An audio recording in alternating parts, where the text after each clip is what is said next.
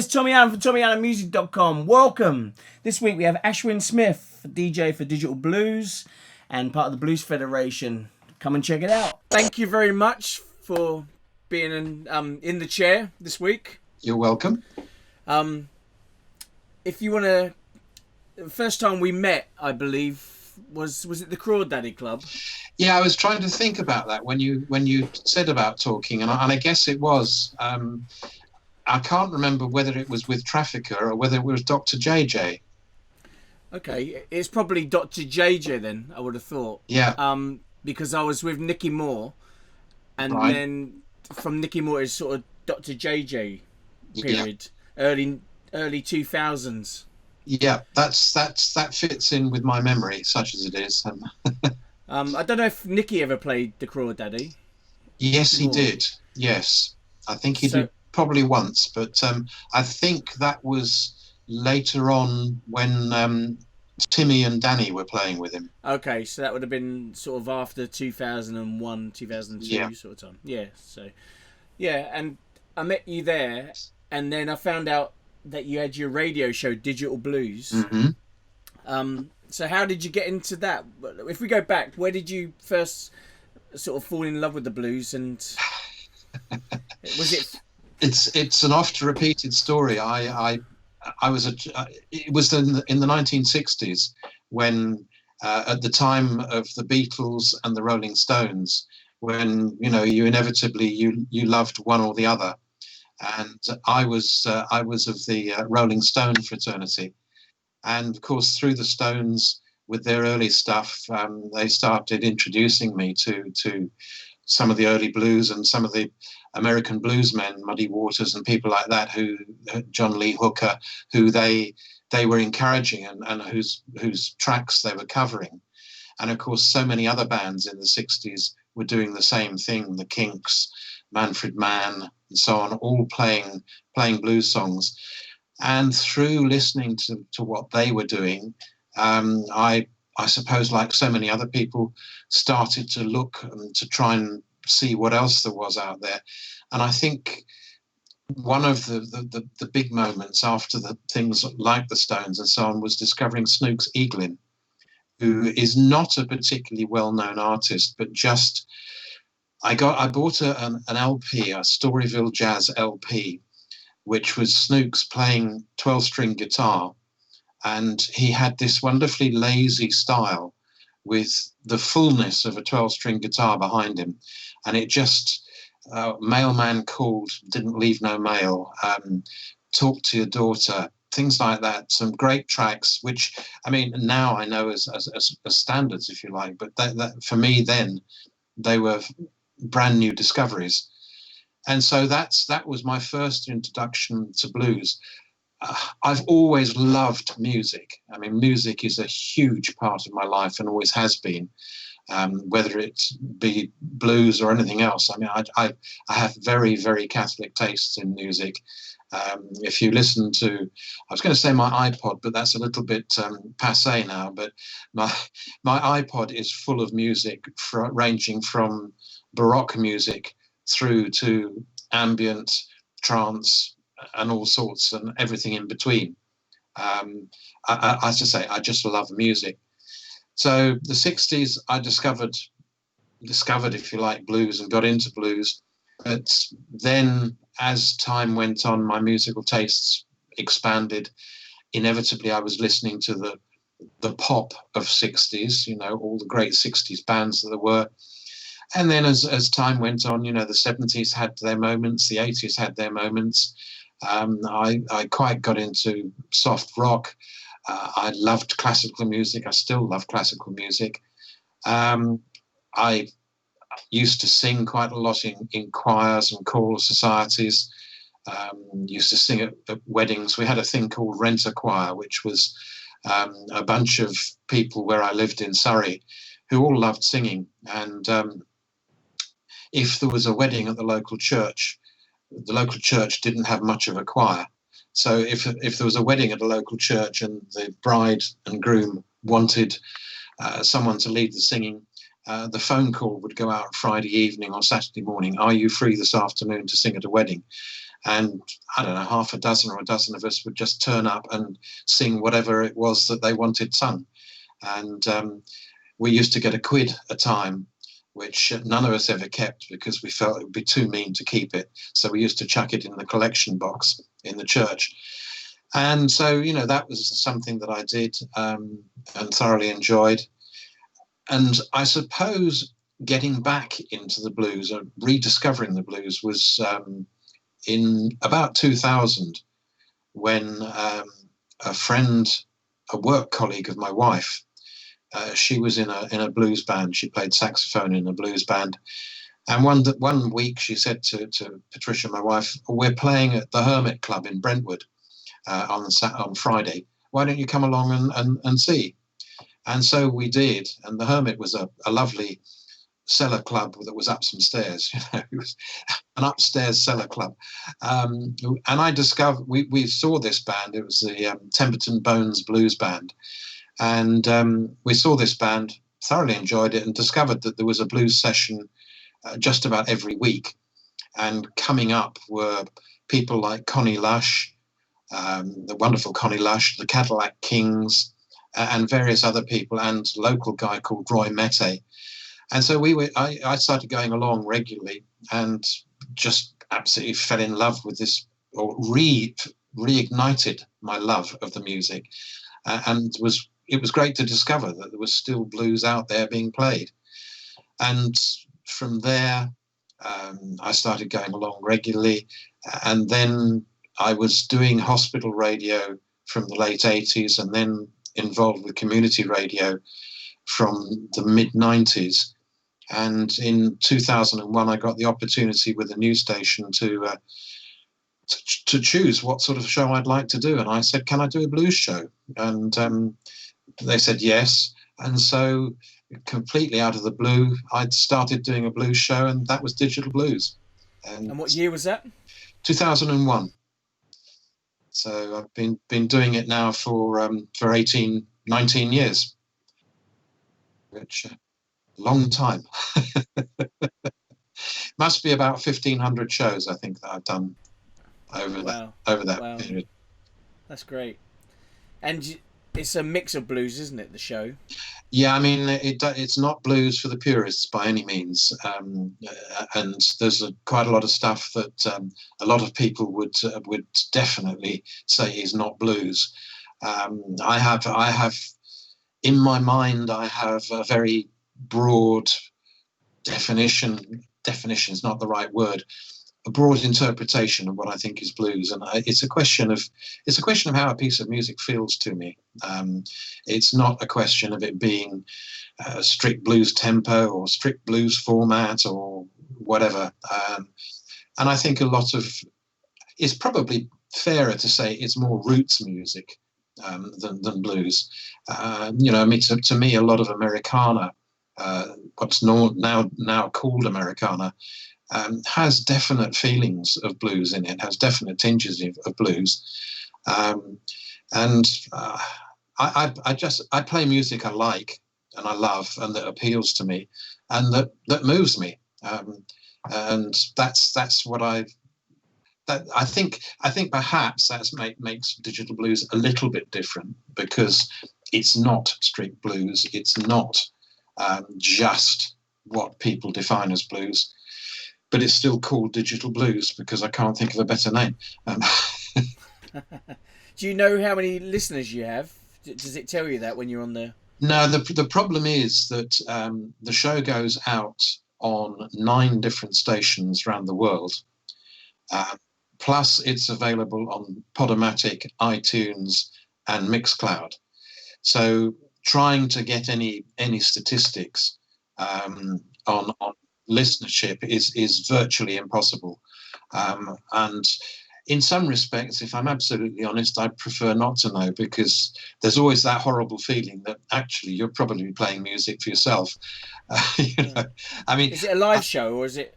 No, it's recorded as live. I used to do it live when I was back in the UK, but the technological challenges, the technical challenges of trying to do it from a house in the depths of French countryside, where until recently I was lucky if I got an internet speed of 1 megabyte per second.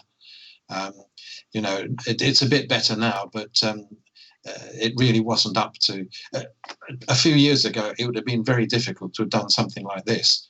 I could do audio on Skype, but doing video, it would keep dropping out and so on. So no, I record it as if it's live. I mean, it's warts and all. I don't dub it. I don't edit it. I sit down. You possibly can see behind me what is my studio, which is basically some CD players, a mixer, and a microphone. So I record it as if it's live, and then upload it via the internet to the various radio stations and to Podomatic, etc. Right. Okay. And you play unsigned bands as well, don't you? I play anything. Yeah. I mean, if people send me stuff, I try my best to play it. I think you was one of the early guys I sent the first Trafficker album to. Yeah. I think so. Played, back in the Yeah, I don't do exclusively unsigned bands because there's a lot of people who are doing just unsigned bands. But I've always made it a rule that whatever I receive, I try my best to find something that's worth playing. And again, that means a huge mix of music and perhaps a huge range of standards. There's not many CDs that I can't find something that I think is worth playing. Sometimes there are some that just don't make the cut, that are just, to be honest, just so bad. But yeah, I mean, I play a lot of stuff which probably doesn't get played much elsewhere, and it's good. I think it's great to be able to give exposure to people who are not getting it. I think it means a lot to musicians, particularly bands that perhaps are very much below the radar. I think it means a lot to them to be able to say that they've had some radio play, even if it is a 2-bit show like Digital Blues. At least they can say they've had some radio play, and I think it means a lot to them. So, what's your setup for doing it? For recording? It's simply I have what is it? Hang on a second. Can't remember what it is now. I've got a fairly mixer. I can't remember the name and I can't read it because it's buried. I've got a Rode podcast microphone, a couple of four CD players, and I record direct into a laptop using Audacity software. Oh, okay. What's that like? Audacity, is that easy? It's free and it's easy. I mean, for someone not technical like me, it does the job. If I need to edit, I can, and it's relatively simple. I mean, I learned radio editing at a hospital radio station where we used reel-to-reel tape, and we actually physically cut the tape, and then sellotaped it together. Not sellotaped it. There was a special tape sealant thing, but that's how I started. And to do a 30-second promo would probably take me 3 or 4 hours. Whereas now with something like Audacity, it's so much quicker and so much easier to edit stuff. Not that I do much, because as I say, my shows go out live, but just occasionally I might do a promo or something and edit that. But Audacity is very good. It does the job that I require it to do, and a lot of people use it, and it has the biggest advantage of being free.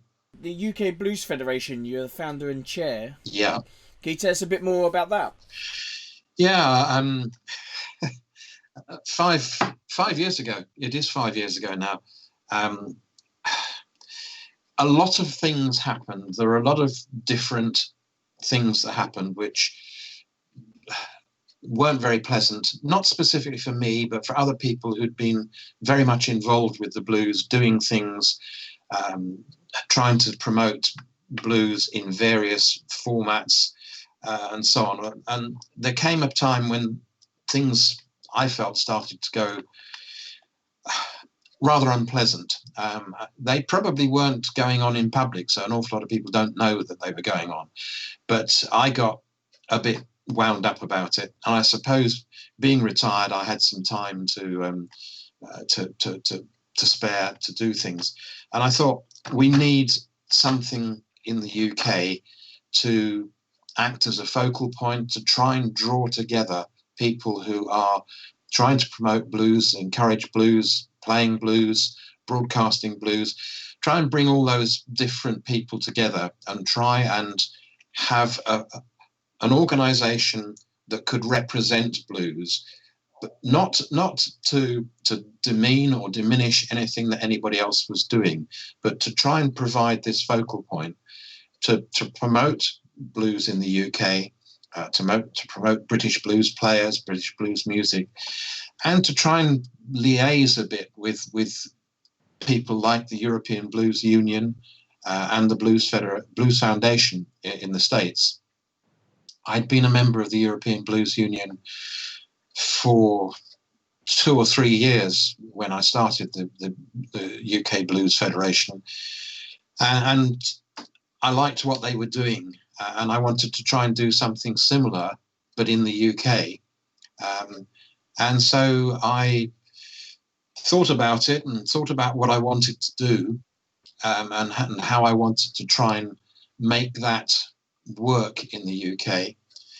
And I thought, well, the easiest way is to create something like the UK Blues Federation. But to do that, I need a board. I need other people involved. And so I basically put out an invite over Facebook and said, are you interested in, serving on the board? And I don't know, 6, 8 people volunteered. And so the UK Blues Federation was born. And the board has changed a lot over the years because people have come and gone and so on. The organisation is a very different organisation now. It's much more professional. We put on an annual challenge, UK Blues Challenge, which sees the winner of the challenge being invited to go to represent the UK at the European Blues Challenge. And then about 3 years ago, we started, we said that the people who won the UK Blues Challenge, we'd invite them to go to Memphis to take part in the International Blues Challenge. And since then, we've won the European Blues Challenge twice with Kaz Hawkins and with Kyla Brox. And I think we've raised the reputation and profile of blues from the UK in Europe. Kyla, for example, and Kaz have both played huge amounts in Europe and expanded their reputation and their profile, playing at a lot of top European blues festivals and touring extensively in Europe. And equally, I think they both found it great going to Memphis. For them, it was truly going to the home of the blues. The Achievers, of course, were the winner of the last year's UK Blues Challenge. They went to Memphis. They managed to get to Memphis before lockdown happened.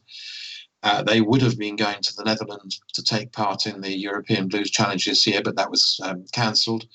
So they're in fact going to go to the European Blues Challenge next year in Poland to represent the UK, because we felt it's only fair that they get their chance to take part in what is a great event. 26 countries, 25 countries taking part in a competition, which I know a lot of people don't agree with competitions, but believe you me, the people who've taken part in it really appreciate the competitions and appreciate the benefits that they get from meeting other people, networking, and so on and so forth. So we've done that. We introduced the UK Blues Awards. The first awards were in 2018, and we had a sold-out presentation event on Worthing Pier, which was great. Didn't happen in 2019 for various reasons, but it's going to happen. Well, it's happening in the weekend after next. In fact, May the 17th. It was originally going to be at Dingwalls, but of course the shutdown shut that down. But we've got a fabulous virtual event, which I guess by the time this is aired may well have happened. But at the event, it's being emceed by Paul Jones. We've got special guest presenters, including Bob Harris, Bernie Marsden. I've forgotten who else now. That's terrible, isn't it? I should have remembered all this or written them all down. Larkin Poe, that's right.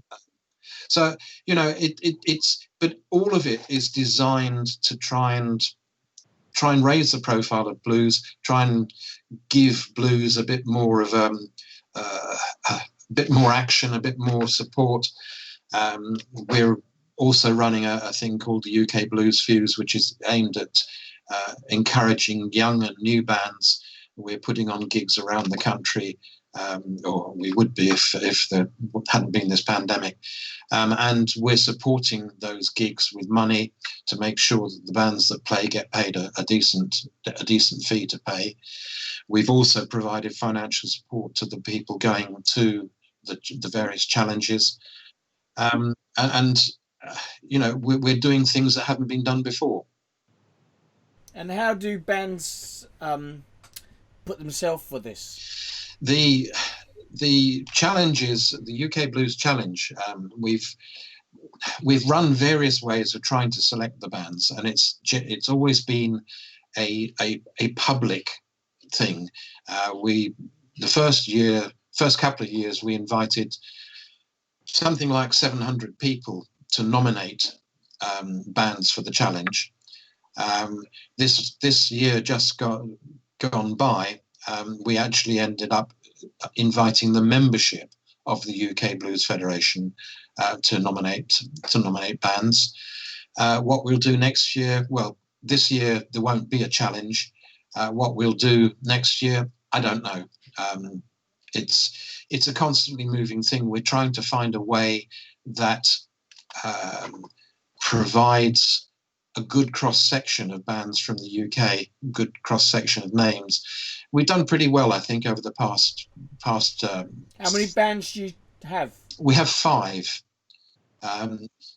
Normally we select 4, and then one of the bands has been, for a couple of years, it's been a band chosen by the Jessica Foxley Stages from bands that play at the Great Rhythm and Blues Festival at Cologne. And we had entered into an arrangement with Cologne again for this year, where the UK Blues Federation and Cologne were going to select a band from Cologne. That obviously hasn't happened, but it's always difficult to try and find a way that works and that makes sure we get a good cross-section of bands, and indeed produce bands that are going to do well at these challenges. It's very interesting if you look at the bands that take part and win at the European Blues Challenge. They're a particular type of band. There seems to be a wish to stick with more traditional style blues. Blues rock bands don't tend to do very well. Now, whether that's because there's an awful lot of blues rock bands and perhaps not an awful lot of variety with blues rock bands, I don't know. But if one looks back at the previous winners, this year would have been the 10th European Blues Challenge. They tend to be some originality, and that are playing more traditional style blues music, even though they're modern songs. They're more traditional style stuff. You look at Kaz Hawkins, you look at Kyla Brox.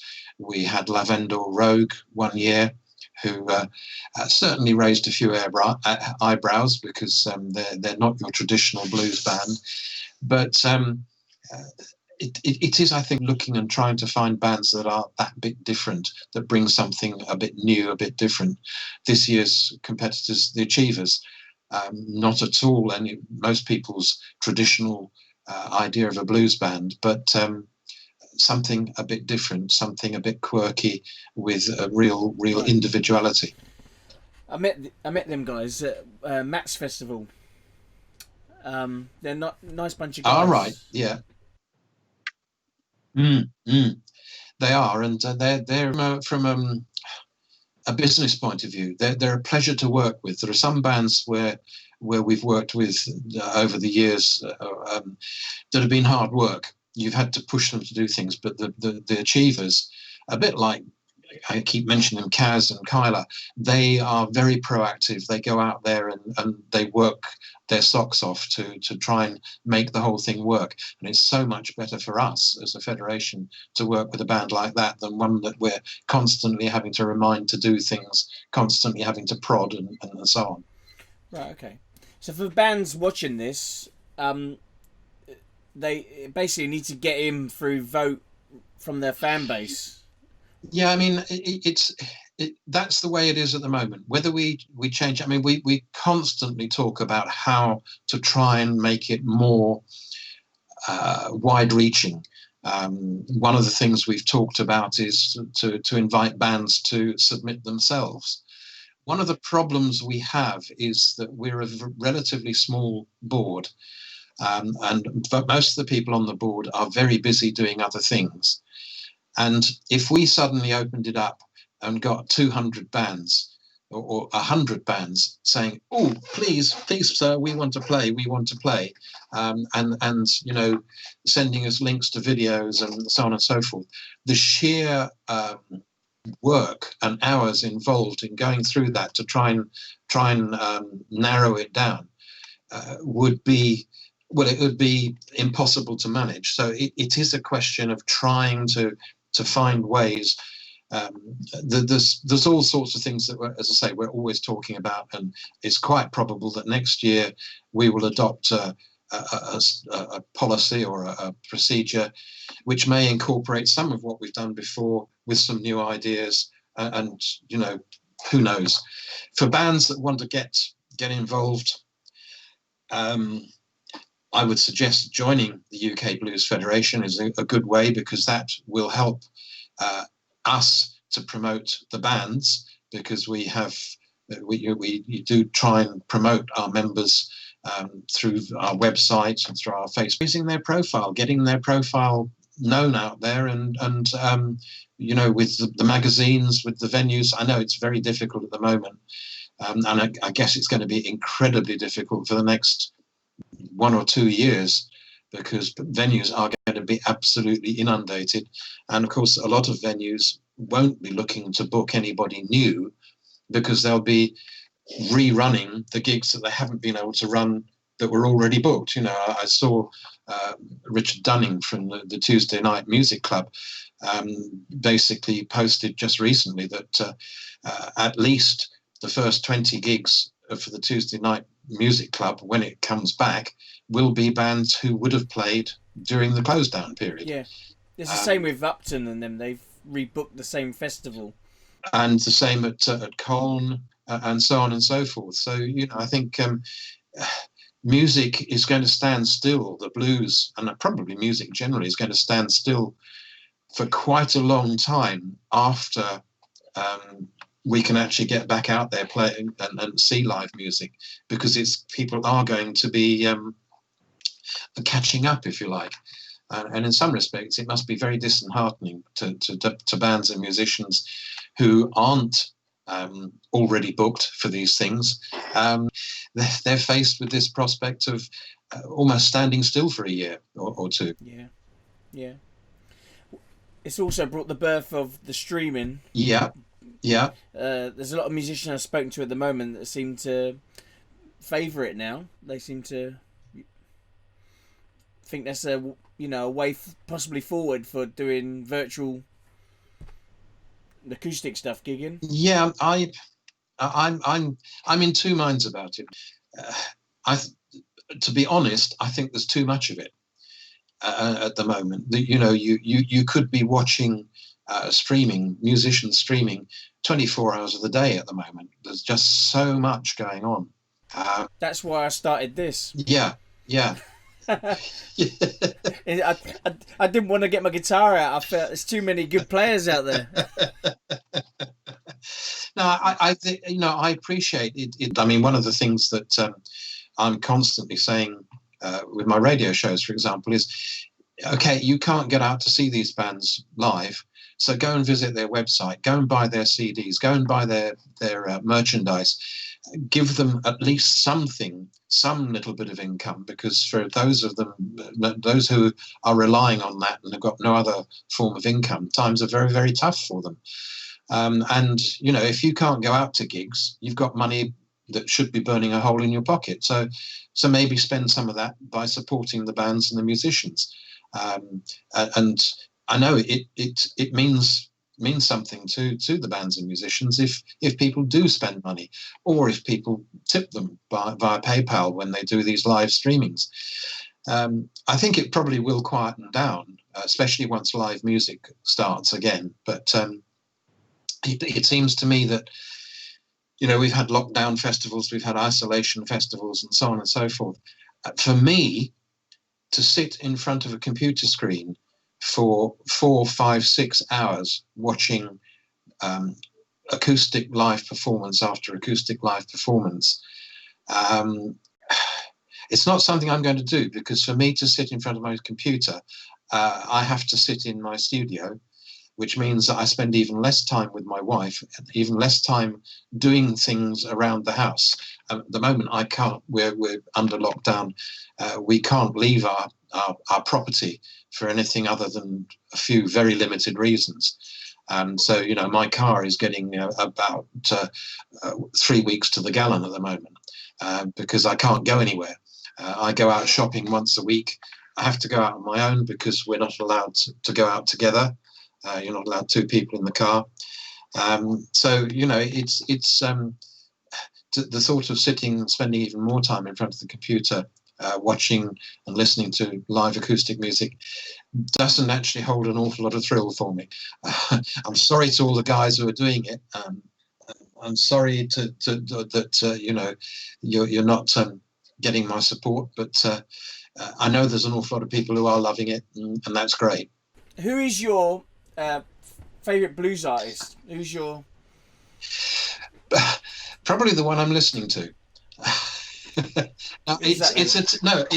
It's one of those questions that I think I can honestly say I haven't got a favourite, because the music that I love is so much influenced by how I'm feeling at a particular moment. What happens to have arrived in terms of new music from that has arrived. Honestly, I haven't got a favourite blues artist. There's probably no one artist that I could just keep going back to. Who's in your CD player today, then? Who was in my CD player today? Let me open up my the player, because funnily enough, I've just literally today recorded a show, my latest show, and this week I listened to John Verity, Mark Easton, Tyler Morris, Bo Gree and the Apocalypse, Robert John and the Wreck, Misty Blues, Cat Pearson, Val Starr and the Blues Rocket, Liz Mandeville, Whitney Shea, Casey Hensley, John C. Stannard and Tony Smith. Now, I accept that was today, and it's funny. I actually said when I recorded the show that I'd been feeling a bit down and a bit rubby. Before tracks, I was uplifted. I was feeling upbeat and feeling good about things, and that's what music does to me. And I think that's what is so wonderful about music. If I've been seeing a lot of people posting on Facebook, top 10 albums, and blues have been inviting people to do their top 10 tracks.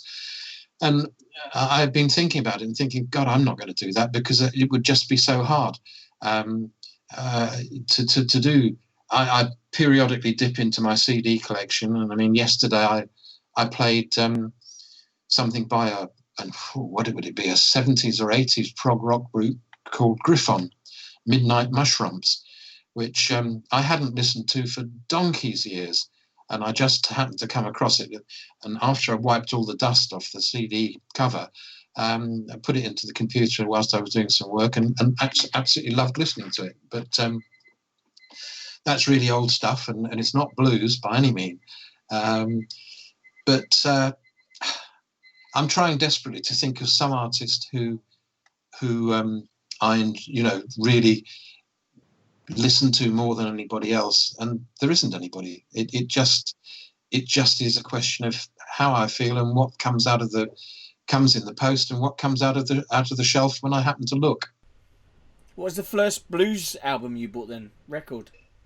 Back in the day? I think it was probably, it was either the Rolling Stones album in 1963, I think it was, pure blues album I bought, was it was a Marble Arch collection, compilation with people like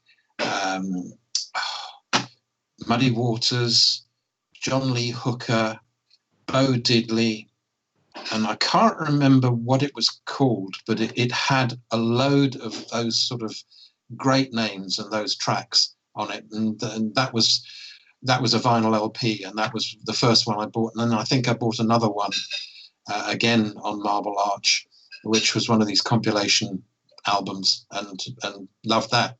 How old was you then? I would have been 15, 16. You still got the records? Something like that. When we moved out here to France, rashly I sold all my vinyl. I've since replaced some of them on CD, but not all of them. What books are you reading at the moment? I read all sorts of stuff. I try and make sure I read it for at least an hour before I'm just about to start a book by Douglas Rutherford called Serum. He writes a great, he's written a great series of books that sort of trace history by being based in one place at Serum, obviously Salisbury. He did one on Dublin, which I read and enjoyed. Prior to that, I love, oh God, got me now. I love crime stuff of all sorts, but very much read to relax and to escape. But it tends to be generally, I occasionally read some biographies, but most of it tends to be fiction. So what's next, Ashwyn? I don't know. I really don't know. I don't know. Truly, I think that this period is such a sort of a period of standstill, of trying to make sure that we continue doing what we're doing at the moment. That thinking about other things is a little bit is almost a bit premature. Planning for the future. The future is so uncertain at the moment that it's a little difficult to plan for it. Most of the things that I was going to do this year have been cancelled, and so I'm going to be doing them next year. So maybe next year I'll start thinking about what's going to happen the year after. What about the digital blues? People watching this, would you say the best place to get in to listen to it and contact you? The easiest way is to go and visit my website, which is www.digitalblues.co.uk, and on there you will find links to all the places that you can listen to digital blues. And I mean, the big advantage of being a radio show and a podcast is that if you can't listen to one of the broadcasts when it's aired on a radio station, you can pick up the thing as a podcast, as I say, on Podomatic, Mixcloud, or iTunes. So that, and I know a lot of people do listen that way because it's easier. They can listen when they want to, rather than having to make sure that they tune into a particular station like KCOR at 5 p.m. on a Sunday afternoon. So that the podcasts, I think, are probably the more popular thing. But being on radio stations means it's a radio show, not just a podcast. And I think, again, for musicians, that's good, because they feel there's more kudos in being on a radio show than just on a podcast. Right. Okay. How long are the shows? 58 minutes. Okay, that's precise. It has to be precise to fit in with stations' commercial breaks and so on and so forth, and news bulletins, etc. Right. Okay. And what about the Federation? The best place for people to find out for that? www.ukblues.org. And they can join there. They can join there. They can find out all about the Blues Federation, what we do, our events, and so on and so forth. And if they want to find out more about the UK Blues Awards, it's ukbluesawards.com. What does blues mean to you? What does blues mean to me?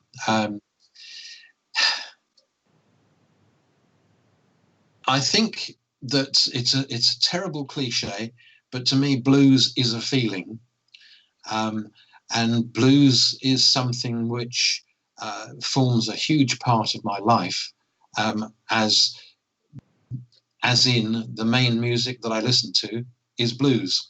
I don't think I take it any further than that. It's in the same way as music is an important part of my life, and life without music would not be a life that I would care to think about, because blues is such an important part of that musical life. Equally, I always describe my love of blues as a passion rather than an interest. So that doesn't really answer your question, but I think it's about as much as you're going to get. What do you see for the future of blues? I think it's dodgy, to be honest. I think blues has always been to me has always been the poor cousin in the music sphere. You've only got to look and see how Americana is very much the thing of the moment. But if you look at various other genres of music, whether it be jazz, folk, etc., they have a higher profile and a bigger following. I think the biggest problem with blues is the fact that the vast majority of people who love blues, whether it's as audience or as participant, are elderly. They're older.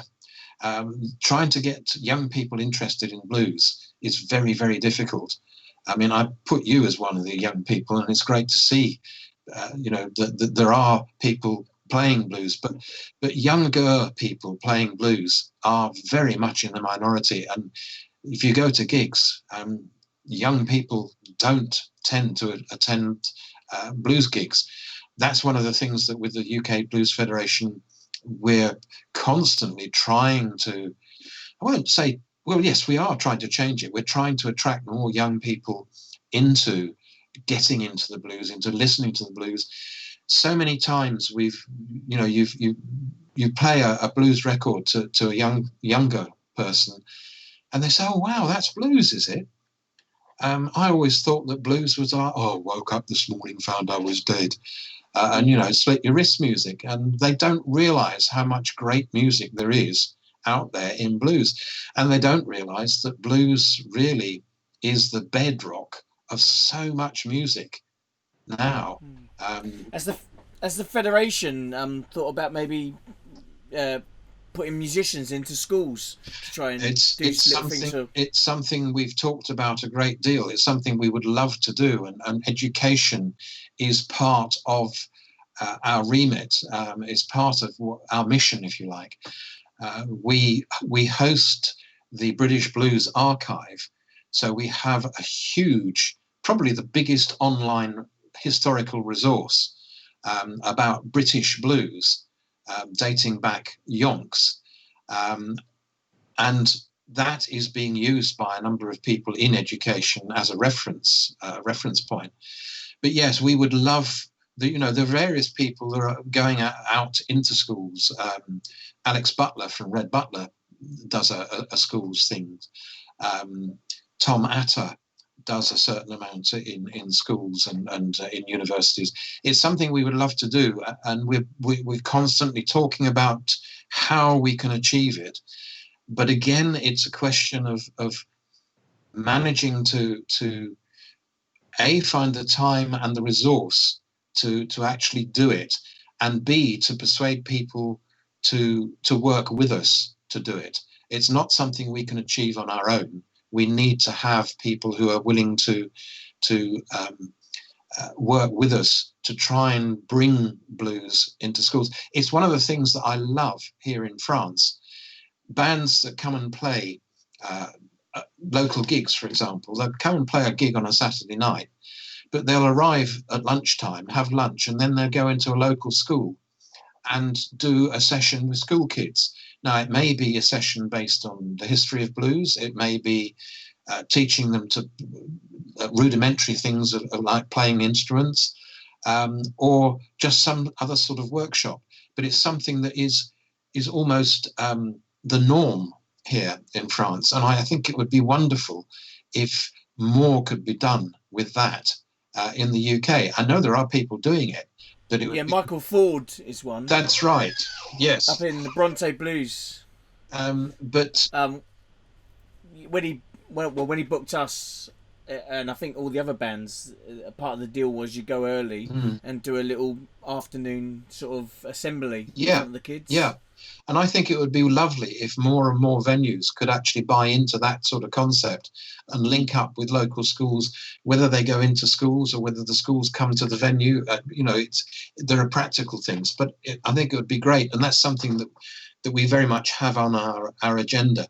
We have so many things on our agenda, and it's simply a question of time and resources and people's time and having the people to get on and do it. But it's something that we are very keen to try and achieve. Well, at the end, I normally do a quick fire questions, see how you do. Yeah. Try not to think too much. So, cash or card? Card. Logic or creativity? Creativity. Silence or conversation? Depends on my mood. Today, what would it be? Conversation. Love or money? Oh, love. Ask permission or ask for forgiveness? Yes. Blues or rock? Blues. Snooks Eagland or the Rolling Stones? Ooh, I'm going to answer the same question. Same answer again. Depends on my mood. Okay, and today? Rolling Stones. Yeah. Ashwyn, it's been lovely speaking to you. And you, Tommy. It's great to catch up with you after a long time. Ooh, too long. But thank you for all you do. Thank you. No, thank you. And thank you for thinking of me. I'm glad to be part of this. Well, you're one of the early ones.